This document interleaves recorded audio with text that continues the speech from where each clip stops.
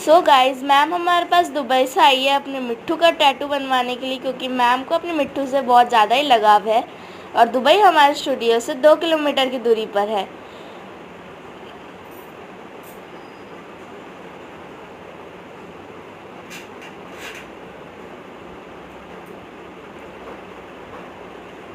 तो आप कमेंट करके ज़रूर बताइएगा कि आपको ये टैटू कैसा लगा, और ये भी ज़रूर कमेंट करिएगा कि ये मैम के मिट्ठू के जैसे लग रहा है कि नहीं।